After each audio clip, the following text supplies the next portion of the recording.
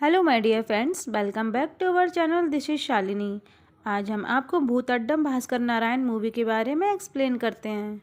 Movie की starting में हमें सन 2000 का टाइम दिखाते हैं, जहां न्यूज़पेपर में हम देखते हैं कि कर्नाटका तेलंगाना के बॉर्डर के पास एक चिंचोली नाम का फॉरेस्ट है, जहां हमें हर साल फीमेल की एक सर कटी हुई लाश मिलती है। उस औरत ने सफ़ेद साड़ी पहनी हुई होती है और उसके ऊपर लकड़ी का एक मास्क लगा हुआ होता है। अभी तक ऐसे 15 केसेस हो चुके हैं, बट पुलिस को आज तक किलर के खिलाफ एक भी सबूत नहीं मिला और ये न्यूज़ इस एरिया की सबसे बड़ी मिस्ट्री बनी हुई है। आगे हम देखते हैं कि एक जगह पर बहुत अंधेरा है और कमरे के अंदर सफ़ेद साड़ी में एक लड़की बंधी हुई है और उसके फेस पर लकड़ी के जैसा मास्क भी बना है। मुंह के अंदर नींबू और गले में शिवलिंग भी लटका हुआ है। वहीं एक आदमी हाथ में हथियार लिए आता है, जिसे देखकर लड़की बहुत बुरी तरह डर जाती है। फिर वो आदमी लड़की के गले से शिवलिंग निकाल लेता है और रिचुअल करने लगता है। उसे सीधा कर देता है और लड़की के मुंह से पेट तक डाल देता है और उसके पेट को लॉक कर देता है। अब यहाँ सीन कट होता है और हमें एक बिजनेसमैन जॉन को दिखाते हैं, जो अपने असिस्टेंट के साथ फेमस डिटेक्टिव को ढूंढ रहा है और ढूंढते हुए उसी डिटेक्टिव के पास पहुंच जाता है, जहां उन्हें डिटेक्टिव का असिस्टेंट प्रसाद मिलता है, जिससे ये लोग डिटेक्टिव के बारे में पूछने लगते हैं और उसी डिटेक्टिव का नाम भूतड्डम भास्कर नारायण है। यहाँ हमें पता चलता है कि भास्कर बचपन से ही बहुत होशियार है और उसकी निगाहें बहुत तेज है। उसके घर में उसके मम्मी पापा और बड़ा भाई रवि है और भास्कर का बड़ा भाई इंजीनियर की पढ़ाई कर रहा है। भास्कर के दो दोस्त प्रसाद और इंदिरा पड़ोस में ही रहते हैं। वहीं पास ही में एक और लड़की रहती है जिसका नाम लक्ष्मी है। इसे भास्कर बहुत पसंद करता है। भास्कर लक्ष्मी की बड़ी बहन श्रावणी को अपनी बहन की तरह मानता है। लक्ष्मी और भास्कर में ज़्यादातर लड़ाई ही होती रहती है, बट लक्ष्मी की बड़ी बहन श्रावणी भास्कर को बहुत सपोर्ट करती है। अब एक दिन रवि की लड़ाई पास ही में रहने वाले अली से हो जाती है, क्योंकि वो अली की बेटी रहीमा से प्यार करता है। बट रिलीजियन की वजह से अली को ये सब पसंद नहीं था, तो अली रहीमा का कॉलेज जाना बंद करा देता है। जब रवि को ये बात पता चली, तब वो रहीमा को लेके भागने का प्लान बनाता है और उसे घर से लेने जाता है। जब रवि घर के अंदर जाता है तो उसे रहीमा और अली की डेड बॉडी मिलती है, जिन्हें कुछ टाइम पहले ही मारा गया है। तब तक वहाँ पुलिस आ जाती है, जो रवि को वही चाकू निकालते हुए देख लेती है। क्योंकि रवि की पहले ही अली से लड़ाई हो चुकी है, तो पुलिस रवि को अरेस्ट कर लेती है। जब ये बात भास्कर को पता चलती है तो वो कहता है कि ऐसा नहीं हो सकता कि रवि खून कर सके। फिर भास्कर चुपके से क्राइम सीन पर पहुंचता है कि शायद उसे कोई क्लू मिल जाए, बट वहां उसे कुछ नहीं मिलता। अब कुछ टाइम बाद रवि को बेल मिल जाती है और वो घर आ जाता है, बट शर्म की वजह से वो सुसाइड कर लेता है और इससे भास्कर का परिवार बुरी तरीके से टूट जाता है और भास्कर डिसाइड करता है कि वो अपने भाई को इंसाफ दिलाकर रहेगा। अब वो बहुत सारी क्राइम थ्रिलर मूवी देखता है, जिससे उसे काफ़ी हेल्प मिलती है और वो फिर से क्राइम स्पॉट पर पहुंचता है। वो अच्छे से तहकीकात करता है तो उसे घर के बाहर फुटप्रिंट मिलते हैं, जिससे वो अंदाज़ा लगाता है कि या तो कोई अंदर आया है या बाहर भागा है। तभी उसे वहाँ शिवलिंग मिलती है और ये वैसी ही शिवलिंग है जो हमने स्टार्टिंग में देखी थी। अब भास्कर शिवलिंग को लेकर पुलिस के पास जाता है और उसे अपने तरीके से समझाने की कोशिश करता है, पर पुलिस वाला उसकी बातों को सीरियसली नहीं लेता और वहाँ से चला जाता है और रवि के ऊपर जो इल्ज़ाम लगाता वो वैसे ही बना रहता है। तो भास्कर बड़ा होकर पुलिस में भर्ती होना चाहता था, बट कम देखने के कारण वो डिटेक्टिव बन जाता है। अब कहानी प्रेजेंट में आती है और भास्कर इन दोनों से मिलता है। उस बिजनेसमैन का फ़ोन खो जाता है और वो फ़ोन को ढूंढने की बल्दी में कोई भी कीमत देने के लिए तैयार है। अब तुरंत भास्कर बताता है कि वो एक लड़की के पास होटल में मिलने गया था और उस फ़ोन में कुछ वीडियोज़ हैं। ये बताते हुए भास्कर कहता है कि तुम्हें 2-3 दिन में फ़ोन मिल जाएगा। भास्कर 2-3 दिन बाद फ़ोन उस बिजनेसमैन को वापस कर देता है। एक्चुअल में ऐसा होता है कि उसका फ़ोन होटल रूम के बाहर गिर गया था और उसे शराबी वॉचमैन ने उठाकर बेच दिया था। तो भास्कर उस दुकान वाले का पता लगाकर फ़ोन वापस ले आता है और उसे वापस कर देता है। आगे मूवी में हम देखते हैं कि भास्कर के पापा ज्योतिष विद्या को बहुत मानते हैं और भास्कर से कहते हैं कि तुम ब्लैक कलर का डिटेक्टिव वाला कोट मत पहना करो, और वो इस डिटेक्टिव वाले काम को छोड़ के दूसरा काम करने के लिए बोलते हैं, क्योंकि ये तुम्हारे लिए अच्छा नहीं है। अब यहाँ हम देखते हैं कि भास्कर के ही बचपन का दोस्त इंदिरा वहीं का पुलिस इंचार्ज है। मतलब इनडायरेक्टली भास्कर के ही पास सारे केसेस की इन्फॉर्मेशन रहती है और इंदिरा ही वो मास्क वाला केस भी देख रहा है। अब लक्ष्मी भी जर्नलिस्ट बन चुकी है और इसी केस पर पिछले 3 साल से काम कर रही है। अब सन 2018 चल रही है और इस बार 16th बॉडी मिलती है, जिसे भास्कर इन्वेस्टिगेट करने के लिए पहुंच जाता है और इसे वहां पर कुछ नहीं मिलता। मतलब इसे कहीं और मारा गया है और मारकर यहाँ फेंक दिया गया। इन लड़कियों के फिंगरप्रिंट्स का भी कोई डाटा नहीं मिलता और ना ही इनका सर होता है, जिससे इन लड़कियों की पहचान नहीं हो पाती। इसीलिए ये केस इतने सालों से सॉल्व नहीं हो पा रहा। अब भास्कर नोटिस करता है कि इस लड़की की एक्स्ट्रा फिंगर थी, जिसे काटकर हटा दिया गया। तो इंदिरा कहता है कि जब वो किलर फिंगरप्रिंट्स ही नहीं छोड़ता तो एक्स्ट्रा उंगली का क्या होगा। वहीं फॉरेंसिक एक्सपर्ट रुद्र बेड़ी भी कुछ नहीं बता पाती। तभी वहाँ लक्ष्मी आ जाती है और इंदिरा पर गुस्सा करने लगती है कि किसी से कुछ नहीं हो रहा, क्योंकि हमें कोई सबूत नहीं मिल रहा और ना ही इसकी मिसिंग रिपोर्ट लिखी जाती है। ऐसे तो ये केस बंद हो जाएगा। और कर्नाटका के हेड शंकर, वो अगले साल रिटायर्ड हो जाएंगे और उनका एक यही केस होगा जो सॉल्व नहीं हुआ और वो भी अब इस केस से हार मान गए हैं। बस गांव के लोगों को थोड़ी उम्मीद भास्कर से बची है। अब भास्कर लक्ष्मी के घर जाता है और उसकी बहन शावनी से मिलता है।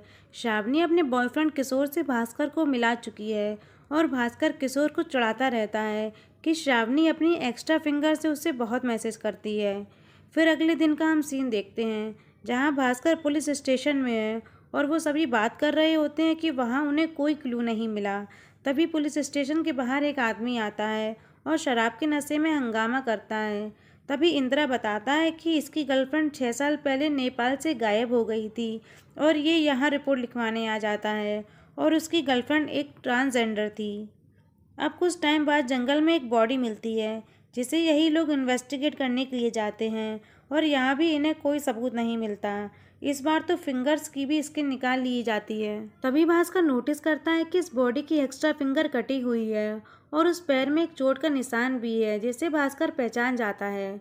और जब इस बॉडी का डीएनए टेस्ट होता है तब ये बॉडी शावनी की निकलती है और इससे लक्ष्मी और पूरा गांव बहुत दुखी होता है और सभी बुरी तरीके से डर जाते हैं। जब पुलिस वाले किशोर से पूछताछ करते हैं तो किशोर बताता है कि शावनी हैदराबाद में कॉलेज में पढ़ती थी और वहीं हॉस्टल में रहती थी, बट वो हर वीकेंड पर घर जाती थी और उस दिन वो दोनों मंदिर गए थे और थोड़ा लेट हो गए थे। फिर उसके बाद उसने श्रावणी को बस स्टैंड पर छोड़ दिया। अब भास्कर, इंदिरा और प्रसाद एक जगह बात करते हैं और भास्कर कहता है कि शावनी ही मुझे समझती थी और मुझ पर विश्वास करती थी। अगर उसने ये केस पहले ही सॉल्व कर लिया होता तो आज वो जिंदा होती। अब भास्कर डिसाइड करता है कि वो जल्दी इस केस को सॉल्व करके रहेगा, तो इंदिरा भी साथ देने के लिए तैयार हो जाता है। पर प्रसाद कहता है कि ये भास्कर के लिए ठीक नहीं है, क्योंकि किलर भास्कर को नुकसान भी पहुंचा सकता है। अब भास्कर लक्ष्मी के पास जाता है, जिसने काफ़ी दिन से कुछ नहीं खाया था, और उसे समझाने की कोशिश करता है। पर लक्ष्मी भास्कर पर ही चिल्लाने लगती है कि उसने अपने भाई को तो इंसाफ नहीं दिला पाया, अब मेरी बहन को क्या दिलाएगा, और वो इस केस को छोड़ दे और अकेले ही वो सब कुछ कर लेगी। और भास्कर ये सब सुनकर हर्ट हो जाता है। अब भास्कर अच्छे से इस केस पर काम करना स्टार्ट कर देता है और पूछताछ के लिए हैदराबाद जाता है और किशोर से कहता है कि शायद श्रावणी को यहीं मारा गया। जब भास्कर श्रावणी की रूममेट से बात करता है तब वो बताती है कि वो 3 दिन से थोड़ा शांत थी और ज़्यादा किसी से बात नहीं कर रही थी, तो उन्हें लगा कि ये फैमिली मैटर होगा, इसीलिए उन लोगों ने ज़्यादा नहीं पूछा। पर किशोर कहता है कि मैंने ये सब नोटिस नहीं किया। फिर भास्कर बस स्टैंड का सीसीटीवी देखता है, जिसमें श्रावणी बस स्टैंड के बाहर उतर जाती है पर अंदर नहीं जाती। फिर भास्कर वापस आने लगता है और चिंचौली से 15 किलोमीटर दूर रुक जाता है। वहीं एक कार आती है और भास्कर को टक्कर मारकर वहां से चली जाती है। वहीं भास्कर हॉस्पिटल में एडमिट हो जाता है और उससे मिलने लक्ष्मी आती है, जो भास्कर से माफ़ी मांगने लगती है और भास्कर से कहती है कि अब हम सब टीम में काम करेंगे। अब ये पुलिस स्टेशन जाते हैं और सारी फाइल्स, मास्क और कपड़े इकट्ठा कर लेते हैं और इन्वेस्टिगेशन शुरू कर देते हैं। अब ये लोग मास्क के बारे में पता करते हैं कि ये 60 से 70 साल पहले मिला करता था और साड़ी का जो कपड़ा है वो भी 60 से 70 साल पहले ही बनता था। और वहीं पास में ऑटो रिक्शा के टायर के निशान मिलते थे, जो यहाँ पर बॉडी को फेंकने आया होगा। अब भास्कर बताता है कि पहले 5 खून कर्नाटका रीजन में हुए हैं, फिर तेलंगाना में, और अब यहाँ फिर से होने लगे। अब जो 5 बॉडी स्टार्टिंग में कर्नाटका रीजन में मिली थी, ये लोग उनके सबूत चेक करते हैं और भास्कर को पता चलता है कि ये 5 साड़ी तो एक जैसी हैं, पर श्रावणी की साड़ी अलग है और उस साड़ी पर एक स्टैंप लगा था। जब इसको अच्छे से डिकोड करता है तब उस पर एक हॉस्पिटल का एड्रेस आता है और उस पर योगेश नाम लिखा था। फिर ये लोग समझ जाते हैं कि श्रावणी का हॉस्पिटल से कुछ कनेक्शन है। अब ये लोग हॉस्पिटल जाते हैं और डॉक्टर योगेश से मिलते हैं और यहाँ उन्हें एक सच पता चलता है। दूसरी तरफ ऑफिसर शंकर रियल कातिल तक पहुँच जाता है, जो कि किशोर है। ऑफिसर शंकर से जब किशोर ने कहा था कि वो लोग उस दिन मंदिर गए थे और इन्वेस्टिगेशन के दौरान ऑफिसर को पता चलता है कि किशोर तो उस दिन मंदिर ही नहीं गया, तभी ऑफिसर तुरंत किशोर को अरेस्ट करने के लिए आ जाता है। फिर डॉक्टर और किशोर से पूछताछ की जाती है, जिसमें वो बताते हैं कि श्रावणी प्रेग्नेंट थी और वो दोनों डॉक्टर के पास एबॉर्शन के लिए गए थे, पर श्रावणी वहीं ख़त्म हो जाती है। तो दोनों ही बचने के लिए सब प्लान करते हैं और किशोर ही भास्कर को मारने की कोशिश करता है ताकि ये सच सब तक ना पहुँचे। फिर इंदिरा पूछता है कि आपको कैसे पता चला कि ये केस सीरियल किलर वाले केस से अलग है। तब शंकर बताता है कि वो हमेशा एक ही पैटर्न फॉलो करता है और वो सारी बॉडीज़ हमेशा ईस्ट फेसिंग होती हैं और उनके चेहरे वाला मास्क लकड़ी का होता है और यहाँ प्लास्टिक का था, और वो हमेशा ऐसी लड़कियों को टारगेट करता है जिनके फिंगरप्रिंट्स रिकॉर्ड में नहीं होते। अब भास्कर इन सभी बातों को बैठकर सोचने लगता है कि श्रावणी से पहले जो बॉडी मिली थी उसकी भी तो 2 फिंगर्स कटी थी। तभी भास्कर को याद आता है कि जॉन जिस लड़की से होटल में मिलने गया था उसकी भी 12 फिंगर्स थी। अब भास्कर इस बात को कंफर्म करने के लिए फिर से वीडियो देखता है जिसमें उस लेडी की 12 फिंगर्स थी और भास्कर को कंफर्म हो जाता है कि ये वही लेडी है जो श्रावणी से पहले ख़त्म हुई। और वीडियो में भास्कर उस लेडी के गले में शिवलिंग भी देखता है जो उसने सालों पहले अली के घर में देखा था। अब भास्कर समझ जाता है कि जिस केस में उसके भाई का नाम आया था और ये केस एक ही है, मतलब इन सब का किलर एक ही है। आगे मूवी में हमें किलर दिखाया जाता है जो फिर से एक लड़की को मार देता है और उसका गला काटकर एक पूजा करने लगता है और बॉडी को एक संदूक में डालकर बंद कर देता है। यहाँ सीन कट होता है और भास्कर जॉन के घर जाता है और उससे पूछताछ करने लगता है। तो जॉन बताता है कि वो होटल गया था और उसे बुर्के में एक लड़की मिली। उसने सोचा कि ये वही लड़की है जो उसने बुलाई है और वो उसे लेकर अपने रूम में चला जाता है।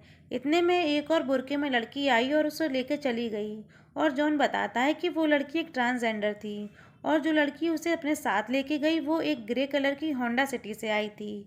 अब वहाँ सीसीटीवी नहीं था तो कार को ढूंढना इम्पॉसिबल था। अब उन्हें यहाँ एक बात समझ आती है कि जिन्हें ये लोग अभी तक लड़की समझ रहे थे वो ट्रांसजेंडर थी। और एक बात भास्कर को याद आती है कि नेपाल वाले केस में जो शराबी पुलिस स्टेशन के बाहर हंगामा कर रहा था रिपोर्ट लिखाने के लिए, उसकी गर्लफ्रेंड भी ट्रांसजेंडर थी और वो नेपाल से बंगाल शिफ्ट हो गई थी। पैसों की कमी की वजह से वो प्रोस्टिट्यूट का काम करने लगी। जब वो यहाँ आई तो गायब है, शायद उसे सीरियल किलर ने ही मार दिया होगा।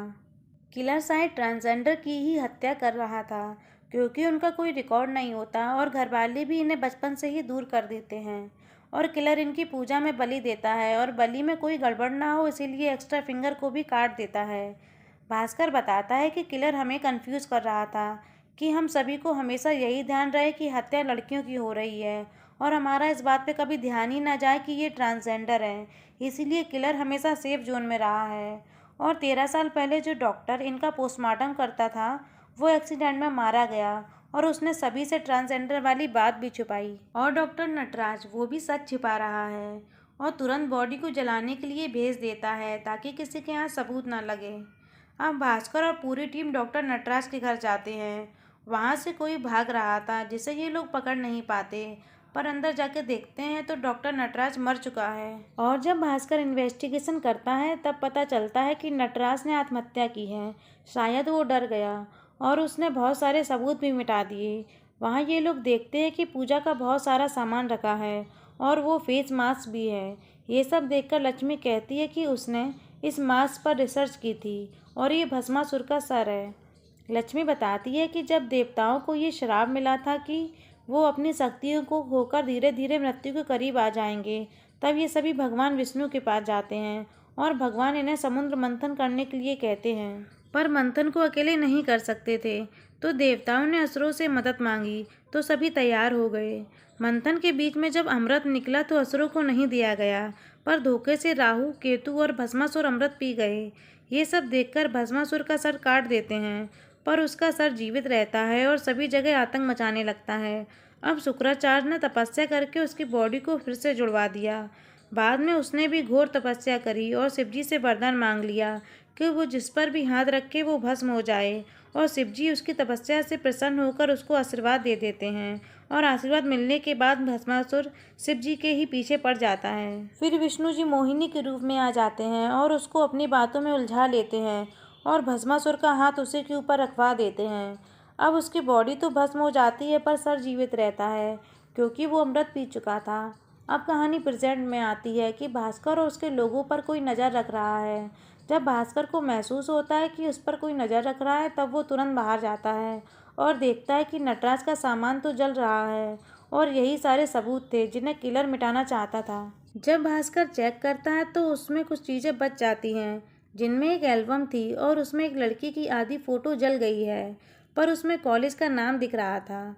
जब वो लोग कॉलेज पता करते हैं तो उन्हें वहाँ पता चलता है कि ये लड़की रुद्रवेणी है, जिसे आईआईटी में गोल्ड मेडल मिला है, पर वहाँ उसका एड्रेस नहीं लिखा होता क्योंकि वो अनाथ थी और उसने एमबीबीएस भी किया, इसीलिए वो फॉरेंसिक एक्सपर्ट थी और चेकिंग के दौरान ट्रांसजेंडर को लड़की दिखा दिया करती थी, और नटराज उसको दूसरे एंगल से केस बना दिया करता था ताकि रियल किलर कभी पकड़ा ही ना जाए। ये लोग डायरेक्ट रुद्रवेणी को अरेस्ट नहीं कर सकते थे क्योंकि वो एक ह्यूमन राइट एक्टिविस्ट है और उसके कनेक्शंस अच्छे लोगों से हैं।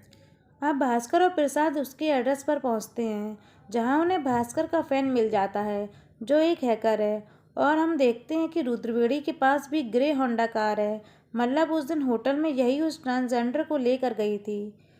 आगे भास्कर और प्रसाद चुपके से रुद्रवेणी के घर जाते हैं तो रुद्रवेणी को कैमरे से पता चल जाता है, और वो लोग रुद्रवेणी के कंप्यूटर को चला के देखते हैं, जिन्हें उनमें असुर थीम ऐप मिलती है जिसमें सभी ट्रांसजेंडर्स के डाटा थे, और ये सभी एक अलग नक्षत्र में पैदा हुए थे। पर भास्कर समझ नहीं पाता आखिर इन्हीं की हत्याएं क्यों की जा रही। अब रुद्रवेणी वहां आ जाती है तो ये लोग वहां से भाग जाते हैं। फिर रुद्रवेणी किसी से कॉल पर बात करती है तो वहां से एक डरावनी सी आवाज़ आती है जो कहता है कि देवता यज्ञ होने से रोक रहे, पर ये दानव यज्ञ कोई नहीं रोक पाएगा। अब तुम अपनी जिम्मेदारियों को पूरा करो। अब भास्कर पुलिस को लेकर रुद्रवेणी के यहाँ पहुँच जाता है तो रुद्रवेणी खुद को खत्म कर चुकी थी। भास्कर को वहाँ पता चलता है कि रुद्रवेणी अपने भाई दानव लिंगम के साथ रहती थी और उसने ये घर 15 साल पहले लिया था, पर अभी दानव लिंगम मुंबई में रह रहा है। फिर भास्कर दानव लिंगम की फ़ोटो देखता है तो उसी के एरिए का एक मैकेनिक है जिसका नाम पाशा है, और जब भास्कर पूजा करने वाली जगह देखता है तो उसे वहाँ भस्मासुर की पूजा का सामान दिखता है। वहीं एक लड़की की फ़ोटो लगी थी और उसके नीचे मोहिनी वध लिखा था, और वहीं उल्टा स्वास्तिक बना था जिसमें 18 18 18 18 लिखा था। फिर भास्कर इसे डिकोड करता है जिसमें 9 तारीख लिखी थी, मतलब आज ही उस लड़की का बलि है। मोहिनी या ऑफिसर शंकर की एडॉप्टेड बेटी है। अब ये सभी पासा को लेने जाते हैं और वहीं भास्कर को लक्ष्मी मिलती है जो नेपाल वाली लड़की के पति से कुछ पूछने आई थी, और वो लक्ष्मी को ही किडनैप कर लेता है। जब भास्कर और पुलिस लक्ष्मी को ढूंढने लगते हैं तब तक वो लक्ष्मी को अपने भाई को दे चुका था, और वो भास्कर पर हमला कर देता है और बताता है कि कई साल पहले वो एक लड़की को किडनैप करके अपने भाई को दे रहा था। तभी अली ने उसे देख लिया और अली ने उस लड़की के गले में शिवलिंग को भी देखा और पीछा करते हुए उसी के घर तक पहुंच जाता है, जहां उसे बहुत सारे शिवलिंग मिलते हैं। फिर वो पुलिस को कॉल करने वाला ही होता है कि ये लोग अली और उसकी बहन को मार देते हैं और इस केस में रवि फंस गया था। अब भास्कर उस आदमी के शरीर पर एक बर्थ मार्क देखता है जिससे उसे याद आता है कि उसने एक घर में उसे एक फ़ोटो में देखा, और उस फोटो में उसका बड़ा भाई नटराज और रुद्रवेणी ये सभी हैं, और इन लोगों ने एक साथ में एक पिक्चर में काम किया है। भास्कर तुरंत उसी घर में जाता है जहां उसे शुक्राचार्य द्वारा लिखी किताब मिलती है। यहाँ हमें पूरी मूवी की कहानी समझ आती है कि विष्णु भगवान ने भस्मासुर को अपनी चालाकी से खत्म कर दिया था और असुर इसे फिर से जिंदा करना चाहते थे ताकि वो अपना बदला ले सकें। फिर शुक्राचार्य ने इन लोगों को विधि बताई ताकि भस्मासुर को फिर से धरती पर जन्म मिल जाए, और भस्मासुर को फिर से जिंदा करने के लिए 18 साल का ब्रह्मचार्य का पालन करना था और ट्रांसजेंडर की बलि देनी थी और इसके सर को काटकर राख बनाकर घर में रखना होगा और 18वीं ट्रांसजेंडर को जिंदा जलाना पड़ेगा ताकि भस्मासुर को पुनः जन्म मिले। अब भास्कर को यहाँ से एक एड्रेस मिल जाता है जहाँ इन असुरों का हेड रहता है और वो कोई और नहीं ऑफिसर शंकर है जो इन सभी असुरों का राजा है। अब भास्कर और उसकी टीम उसी एड्रेस पर पहुंच जाती है और वहां जाकर ये लोग देखते हैं कि शंकर भस्मासुर के जैसा तैयार होता है और रिचुअल स्टार्ट कर देता है और शिवलिंग की पूजा करके उनसे वरदान लेके भस्मासुर को फिर से जिंदा करना चाहता है। अब भास्कर शंकर को रोकता है और उसे लक्ष्मी के बारे में पूछता है तो शंकर बताता है कि वो लक्ष्मी को अपने लिए ही किडनैप करके लाया है और वहीं शंकर की गोद ली हुई बेटी मोहिनी बेहोश लेटी है जिसको ये जिंदा बलि देगा। भास्कर बहुत घायल हो जाता है और उससे लड़ नहीं पा रहा था तो वो अस्थियों को उठाकर पानी में डाल देता है। मतलब शंकर का रिचुअल अधूरा रह गया जिससे शंकर को बहुत गुस्सा आता है और अपने असुर भाई बहन और साथियों से माफ़ी मांगता है और आग में चला जाता है कि अगले जन्म में ये फिर से ये पूजा पूरी करेगा। फाइनली ये केस सॉल्व हो जाता है और भास्कर के भाई को भी इंसाफ मिल जाता है और सभी बहुत खुश रहने लगते हैं। फिर कुछ दिन बाद भास्कर के पास एक बहुत अजीब आवाज़ में कॉल आता है कि असुर यज्ञ शुरू हो गया। तब भास्कर को याद आता है कि इस फोटो में एक छोटा सा बच्चा था जिसे किसी ने नोटिस नहीं किया और बस यही मूवी का एंड होता है। अगर आपको मेरा एक्सप्लेनेशन पसंद आया हो तो प्लीज़ चैनल को लाइक करें और सब्सक्राइब करें। मिलते हैं फिर एक नई मूवी के साथ, तब तक अपना ख्याल रखिएगा। Okay, bye bye.